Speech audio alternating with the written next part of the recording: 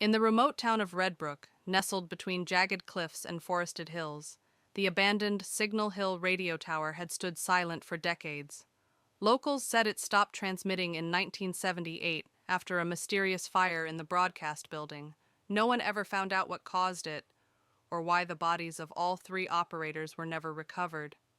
Years later, when Beth, a college student studying audio engineering, discovered the tower in a forgotten archive, she felt drawn to it. She had a fascination with dead signals, abandoned radio frequencies, and the ghost stories buried within them. She convinced two classmates, Alex and Jamie, to hike up to the tower with her over spring break. Her goal: set up equipment, scan for signals, and record ambient audio for her thesis. "This place looks cursed," Jamie muttered as they reached the site. The building was a scorched husk, its roof collapsed, equipment rusted and half melted. Beth was undeterred. Inside, they found an old reel-to-reel recorder that strangely hadn't melted like everything else. On it, a dusty reel labeled 03-1878, final broadcast. "Let's play it," Alex suggested. They powered it up, using a generator. The tape hissed, crackled, then came a voice. "This is WZRP, Signal Hill Radio.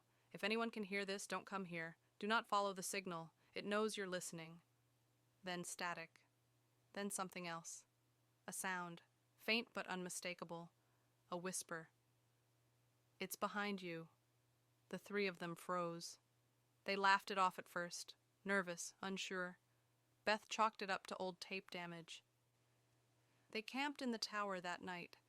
At 3:18 a.m., the same time as the original recording's date, Beth woke to static playing from her laptop. But she'd turned it off. The screen flickered. A figure appeared for a split second. Tall, shadowy, with long limbs and no face. Just an open mouth as if forever screaming. She screamed, waking the others. They found nothing. But outside the building, etched into the dirt, was a message in perfect block letters. "Tuned in." Jamie wanted to leave. Alex insisted on staying. Beth was torn, but curiosity won. The next day they found recording tapes strewn across the rubble, all dated between March 16th to 18th, 1978. They played another. This one began with a voice, panicked. "It doesn't like when we stop talking. The silence calls it.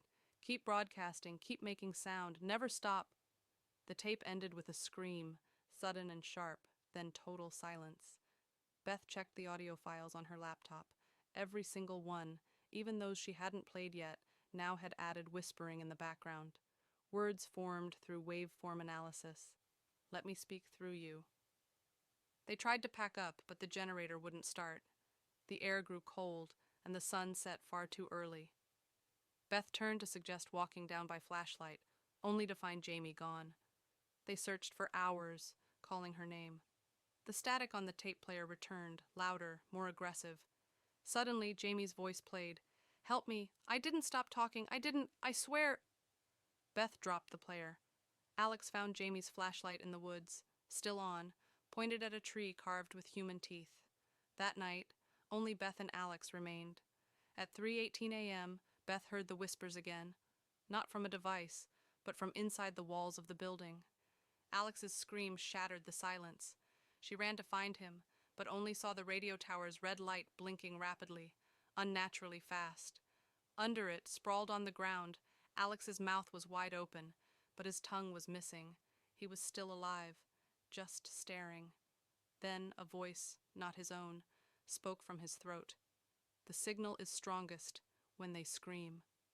Beth ran. She never looked back. She made it down by sunrise, bloodied and shaking.